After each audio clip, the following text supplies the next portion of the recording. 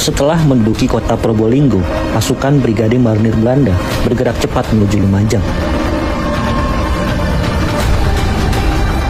Perjalanan mereka dihambat oleh sejumlah pejuang Probolinggo hingga ke perbatasan Lumajang.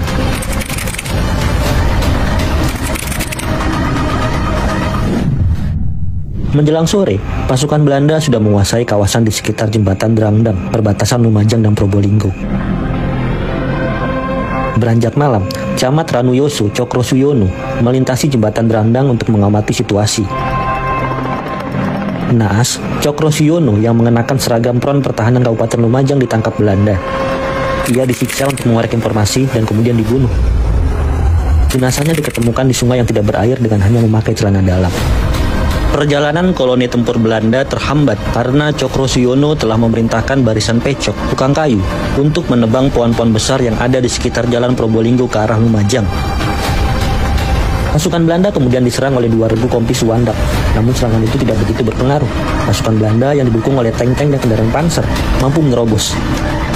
Dan pasukan kompi Suwandak memilih mundur untuk melakukan konsolidasi. Menjelang pagi, pasukan Belanda tiba di Kelakah. Ketika pasukan Belanda mulai melaju dan tiba di jalan silang perlintasan kereta api Kelakah, mereka langsung dibombardir metalio ringan oleh Kompi Sukertio dengan kekuatan 1,5 regu. Dengan jumlah personil seadanya serta kekurangan perlengkapan tempur, pasukan TNI tetap berjuang keras sebelum akhirnya dipukul mundur. Akhirnya koloni militer Belanda berhasil masuk ke Lumajang.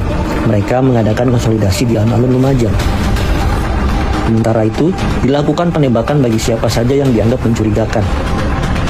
Markas-markas TNI, Hizbullah, dan Laskar Rakyat lainnya terus diserbu oleh pasukan Belanda. Dari sini pasukan kemudian dipecah 3. Bagian diarahkan untuk mengamankan pabrik gula Jatiroto, bagian yang lain untuk menguasai Pronojiwo. Sisanya bertahan di kota Lumajang. Pasukan yang bergerak ke Jatiroto kembali menghadapi serangan hebat dari pejuang Lumajang. Sejumlah kendaraan Belanda rusak binasa akibat ranjau-ranjau yang dipasang TNI di sekitar jembatan dekat pabrik gula Jatiroto. Akibatnya, Belanda terpaksa mengirim pasukan penjinak ranjau untuk membersihkan jalanan. Meskipun akhirnya mereka bisa menguasai pabrik gula Jatiroto. Ini adalah momen pasukan Belanda mengamankan peluru-peluru pesawat agar tidak direbut para pejuang dan dimanfaatkan sebagai ranjau darat. Sebelum pasukan Belanda bergerak ke Pronojiwo, pesawat Belanda sudah menjatuhkan bom di markas Front Pertahanan Kabupaten Lumajang dan Pasar Pronojiwo. Banyak korban berjatuhan, baik dari pejuang maupun rakyat sipil. Pasukan TNI tidak bisa berbuat banyak karena minimnya perlengkapan militer. Mereka memutuskan mundur dan melakukan long march melewati hutan dan perbukitan ke arah Malang. Untuk menghambat mobilisasi pasukan Belanda, tentara dari Zeni Pionir 22 Jatiroto kemudian meledakkan jembatan Geladak Perak yang menghubungkan Lumajang dan Malang. Namun Belanda tidak menyerah. Dengan menyandang senapan garan M1 dan karbon M1 di bahu, mereka mengejar ke arah lereng Semeru. Setelah menguasai Lumajang, 2 peleton marinir mengasuh di kamar hotel. Mereka merayakan kemenangan dengan memakan pisang. Tampak potret Soekarno, bendera merah putih, dan pelat propaganda bertuliskan slogan merdeka.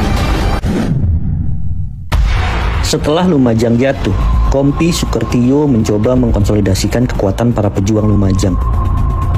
Dalam beberapa hari, sudah terhimpun pasukan gerilya berjumlah sekitar 150 orang.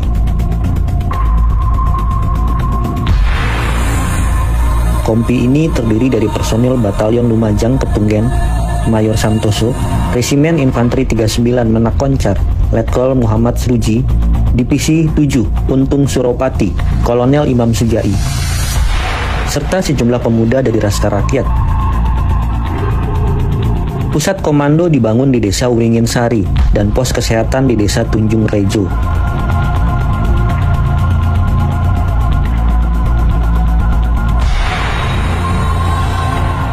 Pada 29 Juli 1947, Kompi Sukertio dengan bantuan pasukan lain menyerang tangsi Belanda di Jatiroto dan merampas senjata mereka.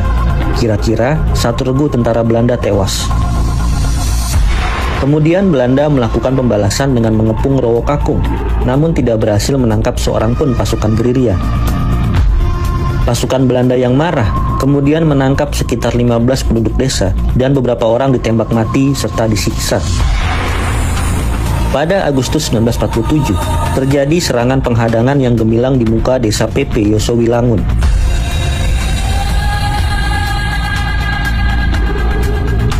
Pasukan Belanda dipercundangi di sini. Konvoi tentara Belanda yang diperkuat dengan tank, panser, serta 16 truk pasukan yang bergerak dari kota Lumajang ke arah Jember digempur habis-habisan sekitar pukul 8 hingga 10 pagi.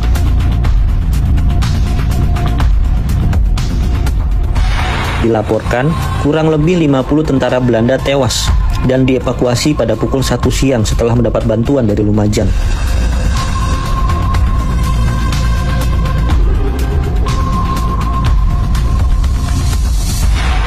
Setelah itu, Belanda memberikan serangan balasan ke desa PP.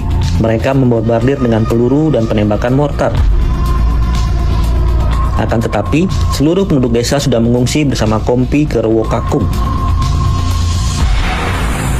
Baku tembak antara pejuang dan tentara Belanda mereda setelah dilakukan gencatan senjata menjelang dilaksanakannya perjanjian Renville. Setelah perjanjian Renville ditandatangani, semua pasukan TNI hijrah menuju daerah Republik menuju Malang, yaitu Kepanjen, Turen, Sedayu, Dampit. Tentara diangkut dengan truk-truk menuju Malang melalui jalan raya melingkar jauh melalui Probolinggo, Pasuruan, Malang, dan Pakis Saji. Pusat komando berada di Dampit dan Turen.